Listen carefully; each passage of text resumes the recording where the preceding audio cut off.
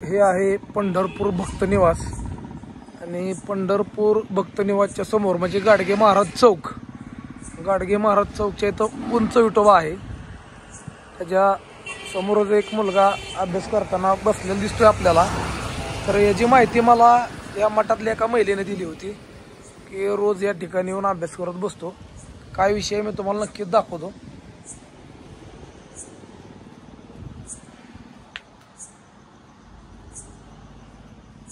माझ्याकडे बघायला तयार नाही देऊ। मित्रांनो नमस्कार, रात्रीचे जवळपास 12 वाजत आलेले आहेत आणि पंढरपूर भक्त निवास म्हणजे गाडगे महाराज चौक या ठिकाणी या मठातने एक महिलेने मला फोन केला होता की या मठापाशी एक मुलगा अभ्यास करत बसतोय आणि दररोजचा त्याचा हा विषय आहे आणि लहान वय आहे, मला वाटतं की 15-16 वर्षाचा असेल तो। तर दररोजचा त्याचा हा शेड्यूल आहे, याला घर नसेल का, याचा काय विषय असेल पूर्ण माहिती घेऊ। एवढं रात्री येथे येण्याचं कारण हेच आहे, पूर्ण माहिती घेऊन घरचा शोध लावणे, जे काय असेल विस्तार पद्धतीनं पोलीस व्हेरिफिकेशन करणे, या सर्व गोष्टींचे आपण समोर जाणारच आहोत। पण सर्वप्रथम अभ्यास करत बसला म्हणजे विद्यार्थी आहे हे तर नक्की झाला, पण विद्यार्थी बेवारस अवस्थेत कसा येऊ शकतो, त्याच्या घरचे कुठं आहेत, त्याचे आईवडील कुठं आहेत, त्याची फॅमिली कुठं आहे आणि त्याच्यावर रोडच्या कडला जगण्याची वेळ का आली, या सगळ्या माहितीची पूर्तता आपण करतोय। तर जास्त वेळ न घालवता रात्री 12 वाजत आले त्या दादाला आपण जाऊन चौकशी करूया।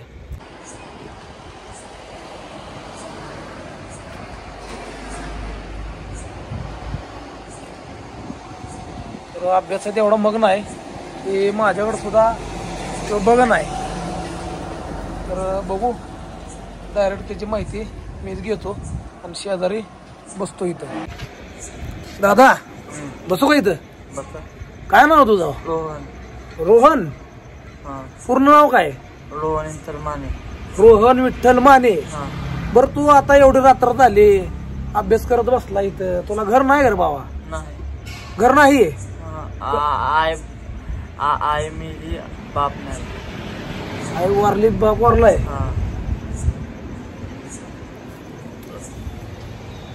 डबल मध्ये मला व्हिडिओ घेता येणार, मी सिंगल त्याच्यावर कॅमेराला व्हिडिओ घेतो। तर मित्रांनो त्या दादाची पूर्ण माहिती आपण घेऊया। त्याचं गाव कुठलं, नाव काय, अभ्यास करत बसलाय, वय कमी दिसतंय, चेहऱ्यावर दाढी मिशा सुद्धा नाही, पण कितवीचं पुस्तक आहे ते अगोदर आपण बघू। दादा कितवीचं पुस्तक आहे भावा? 10वीचं पुस्तक आहे का? बरं, आता मला सांग तुझं नाव काय? रोहन। रोहन काय? रोहन विठ्ठल माने। रोहन विठ्ठल माने। गाव कुठलं भावा तुझं? करकम। करकम? जवळ आहे करकम इथनं? करकम जवळ आहे? बर, का रोडवर बसताना अभ्यास करायची काय वेळ आली? आई वडील वारलेत? मग सांभाळत नाही कोण तुला? कोण सांभाळत नाही? मग रात्री अभ्यास इथंच करतो का तू? आणि राहायला कुठं आहे? मागत फिरतो का रे बाबा? काय नाही, मागत फिरायची वेळ का आली तुझ्यावर?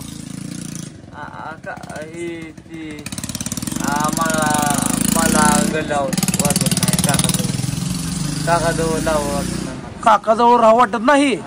मग काकापर्यंत माहिती गेल्यावर काका हुडकं देईल केला का तुला? मामा आहे का तुला? आणि बहीण? मग सकाळी शाळेला किती वाजता जातो? 12 वाजता? आंघोळ ती कुठं करतो? चंद्रभागेला आंघोळ करतो? बर, आणि सकाळी किती वाजता उठतो? 6ला? आणि तिथनं कसं शेड्यूल काय तिथनं करायचं? आंघोळीला जायचं 7:30 पर्यंत आंघोळीला जायचं? हा, इथं यायचं परत 9 वाजता. 9 वाजतात? पुन्हा हे वाचले काय बतायचं तोपर्यंत 12 वाजता. 12ला तिथं जेवणात ही आहे जेवतो आणि कुठं मिळतंय जेवण तुला? त्या विठ्ठल मंदिर भक्त निवास तिथं इथं जेवण मिळतंय का? तुकाराम भवनला? तुकाराम भवनला जेवण करून शाळेत जायचं? पण आता रोडला तुला अभ्यास होतोय का रे दादा? अडचण काय तुझी मला ती सांग आता। अडचण काय तुझी? रोडला तू राहून अभ्यास करतोय, नदीला आंघोळ करतोय, तुकाराम भवनला जेवण करून शाळेला जातो आणि तुला पैसे दाढी कटिंगला पैसे लागल्यावर कुठं नाही येते? आता मागून पैसे लोक देते का माहिल्यावर पैसे? बघा दादा लय वय कमी आहे तुझं, आपण काय करू पोलीस व्हेरिफिकेशन करू आणि आश्रम मध्ये राहा, तुझ्या घरचा शोध लागू सर बरं का. चल उठ, ठेवते सगळं दप्तरामध्ये. तर मित्रांनो दुसऱ्या मिनिटाला तयार झाला गडी. शाळा बुडू दे 2-3 दिवस. हा घाल चप्पल तुझी. तुझ्या गावाकडे पाठवतो माहिती बरं का.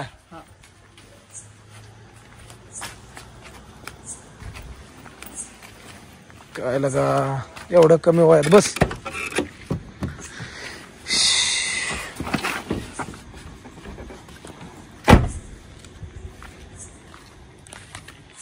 तर मित्रांनो दादानं जे शब्द वापरले की आई वडील नाही ती, मला सांभाळण्यासारखं कोण नाही, रोडच्या कडेला अभ्यास करतो, सकाळी चंद्रभागेत आंघोळ करतो, तुकाराम भवनला जाऊन जेवण करतो आणि तिथनं परत शाळेला जातो.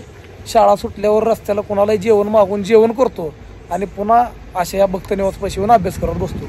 करकम गाव सांगितलंय त्यानं. आणि नाव काय सांगितलं दादा? रोहन विठ्ठल माने. रोहन विठ्ठल माने करकम गाव सांगते. तर त्याच्या गावी फोन लावून मी नक्कीच माहिती घेईल की खरंच एवढ्या कमी वयात आई वडील वारल्यानंतर बेवारस झाले, रोडच्या कडेला राहण्याची काय वेळ आली, त्याच्या आई वडिलाचं घर असेल नसेल ह्या गोष्टी मला माहित नाही. पण आता सर्वप्रथम पोलीस व्हेरिफिकेशन करणं गरजेचं आहे. वय लहान आहे, बेवारस अवस्थेत आहे आणि जवळपास किती दिवस झालं घर सोडून हे सुद्धा आपण त्याला नक्कीच विचारू. बरं दादा, घर सोडून किती दिवस झालं तुला? महिना. 1 महिना झाला घर सोडून. तुझ्या घरातले कोण हुडकत आले नाही का तुला? कसं काय? घरातले कोण हुडकत आलं नाही तुला? महिना झाला तू घर सोडून. अवघड आहे की विषय रे. सांभाळते तर घरची तुला? सांभाळते पण नाही. सांभाळत नाही ती? बरं असू दे, काय करू आपण, पोलीस व्हेरिफिकेशन करू आणि पोलीस व्हेरिफिकेशन झालं ना तुला आश्रमला घेऊन जातो. तुझ्या घरचा शोध लागूच तर तू आश्रम मध्ये राहा बरं का. आता तू रागात घर सोडले का तुझ्या घरी भांडणं झाले ते आम्हाला माहित नाही, पण बेवारस अवस्थेत तुला घेऊन तुला आधार देणं आमचं काम आहे. कारण इथं सगळी दारोडे माणसं बसते ह्या बाजूला. यांच्या नादी लागून तू विद्यार्थी तू जर बिघडला तर तुझं भविष्य धोक्यात येईल बरं का. तर मित्रांनो पोलीस व्हेरिफिकेशन करू आणि पोलीस व्हेरिफिकेशन करून डायरेक्टली आश्रमला जाऊया. तर मित्रांनो पंढरपूर शहर पोलीस स्टेशनला आलोय कारण आश्रमला नेण्यापूर्वी पोलीस व्हेरिफिकेशन करणं तितकंच गरजेचं असतं. पोलीस व्हेरिफिकेशन करू आणि दादाला आपल्या आश्रममध्ये घेऊन जाऊ. कारण घर सोडलं आहे, कमी वय आहे, काय विषय आहे ते आपल्याला माहीत नाही. पोलिसांना माहिती देऊ, मिसिंग दाखला असेल तर ते आपल्याला शोध घेत आपल्यापर्यंत पुन्हा येतील आणि आश्रममधनं याचे नातेवाईक याला घेऊन जातील. तर घरचा शोध लागेपर्यंत आपल्या आश्रममध्ये नक्कीच आदर देऊया, पोलीस व्हेरिफिकेशन करून घेऊया.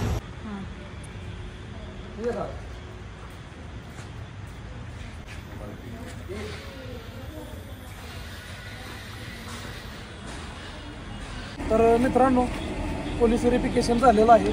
पोलिसांना माहिती देऊन एक महत्त्वाची बाजू झालेली आहे कारण या दादाचं वय कमी आहे आणि वय कमी असल्यामुळं पोलीस व्हेरिफिकेशन करणं गरजेचं आहे. विद्यार्थी आहे, त्यांचा घरचा शोध लागेपर्यंत पोलीस व्हेरिफिकेशन करून आपल्या ताब्यात त्यांना दिलेला आहे. तर घरचा शोध लावण्यासाठी मी माझ्या पद्धतीनं जे शक्य ते प्रयत्न करेल आणि यांची जबाबदारी घेणार कोण असेल तर चांगलीच गोष्ट आहे. दादा बोळसर स्वभाव आहे, बोळा येतो. बोलताना काय प्रॉब्लेम येते तुला? बोलताना प्रॉब्लेम येते, स्वभाव बोळा आहे. तर आपल्या पद्धतीनं जी लिगली प्रोसेस करता येईल ती लिगली प्रोसेस करून त्याला आश्रमला आपण घेऊन चाललोय. तर वेळ न घालवता आश्रमला घेऊन जाऊ आणि पुढचा आधार देऊया घरचा शोध लागेपर्यंत. तर ह्या व्हिडिओच्या माध्यमातून या दादाचा घरचा शोध आणि याच्या नातेवाईकाला आपण शोध घेणार आहे. तर व्हिडिओ कंटिन्यू वॉच करा आणि घरापर्यंत व्हिडिओ पाठवायचे. चला.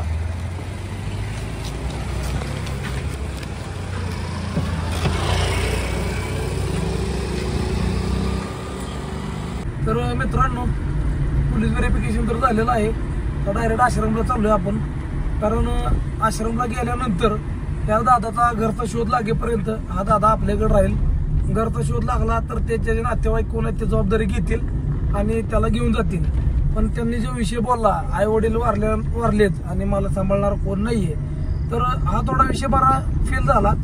कारण आई वडिलांनंतर जर सांभाळणार कोण नसेल तर मामा असतील, चुलते मालते असतील, सर्वांनी पुढाकार घ्यायला पाहिजे. तर बघू काय विषय आहे. नाण्याची पहिली बाजू आपल्याला समजली, नाण्याची दुसरी बाजू म्हणजे त्यांचा चुलता त्यांचे मामा आपल्याला भेटतील या व्हिडिओ त्यांच्यापर्यंत गेल्यानंतर आणि येतील. त्यांनी आल्यानंतर बघू कसं काय विषय होतंय. तोपर्यंत तुम्हाला एवढं सांगू शकतो की व्हिडिओ जास्तीत जास्त शेअर करा. बस इथे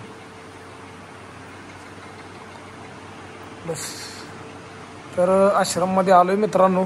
आता सविस्तर दादाची आपण चर्चा करू आणि माहिती घेऊया. सेकाड आणि निवांत रेक्स हो. पाणी बिन काय देऊ दे का? पाणी घे तिथं बाटली खाली घे पाणी. बरं. तर मित्रांनो पोलीस व्हेरिफिकेशन करून आपण आश्रमला तर आलोय, पण रोडला जास्त काही बोलता आलं नाही. पोलीस स्टेशनला पण जास्त काही चर्चा मी त्याच्यासोबत केली नाही. पण आता आश्रमला आल्यानंतर मी सोयीस्कर या दादासंग नक्कीच बोलू शकतोय. तर दादा मला सर्वप्रथम तुझं नाव सांग आता. रोहन विठ्ठल माने. रोहन विठ्ठल माने. गाव कुठलं? करकम. करकम.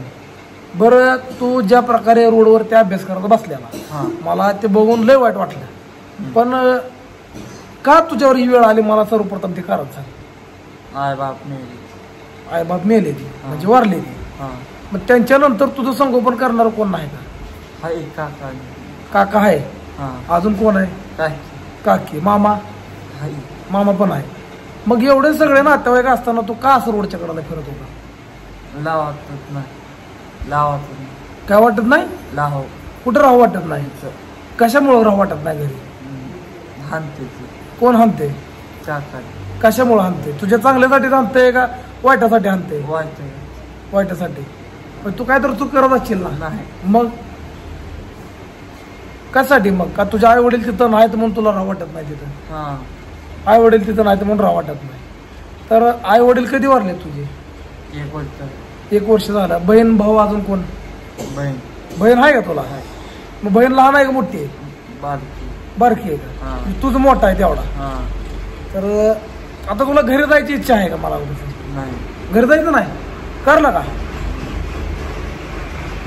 का घरी जायचं नाही सांग की मला. काय अडचण आहे घरी गेल्यावर तुला?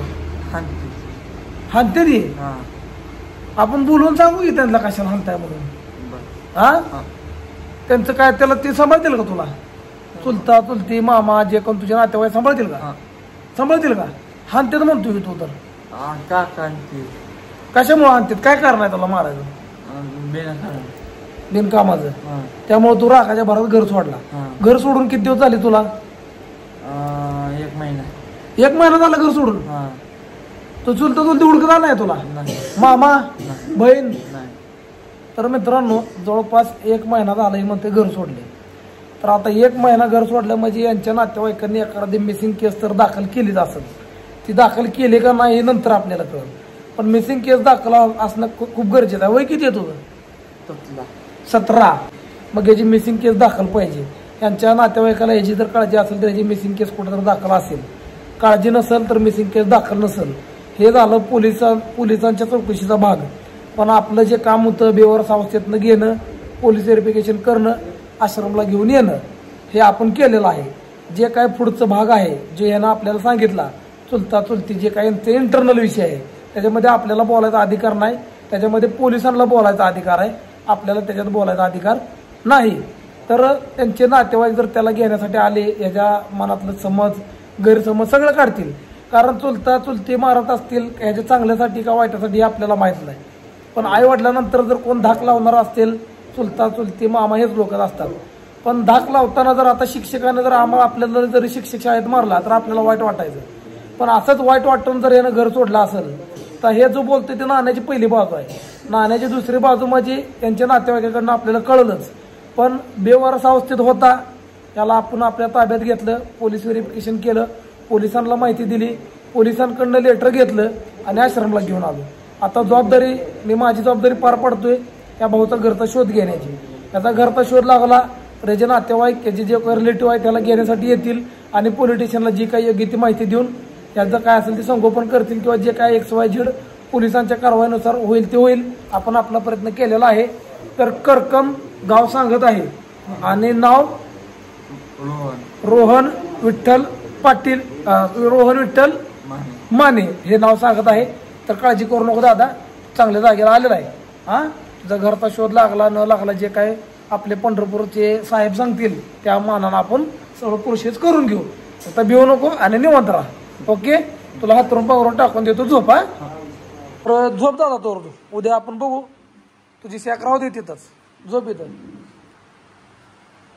तर जेवण केलंय ना का करायचं जेवण केलं मी आणा गेलतो ना तेव्हा जेवण केलं तिथं जेवण कोणी दिलं तुला काकीने जेवण दिलं का त्यांनी मला फोन केला त्यांनी जेवण दिलं का आता आराम कर निवांत झोप टेन्शन घेऊ नको उद्या बघू पोलीस स्टेशनला साहेब काय म्हणतील त्यानुसार आपण करू बरं का तर मित्रांनो अशा प्रकारे ह्या दादाला आपण आश्रममध्ये आदर दिला तर आपलं काम एवढंच होतं की हा दादा बेवारस होता रोडच्या कडेला एकटा बसलेला होता तर पोलिसांना माहिती देणे पोलिसांना माहिती दिली पोलिसांनी पत्र दिलं घरचा शोध लागेपर्यंत तुमच्या आश्रममध्ये ठेवा आता या दादा म्हणतोय महिना झालं घर सोडून मिसिंग दाखल आहे का नाही हे नंतर कळल त्याच्या घरचे त्याला घ्यायला येतील तेव्हा पण ह्या व्हिडिओच्या माध्यमातून त्यांचा घरचा शोध लागेल घरचा शोध लागला की नातेवाईक आपल्यापर्यंत येतील नातेवाईकच सांगतील पोलिसांना आपल्याला नाही की हा घर कशामुळे सोडलं येणं आणि प्रॉब्लेम काय होती आपली भूमिका आपण बजावलेली आहे आता याच्यामध्ये मुख्य भूमिका आहे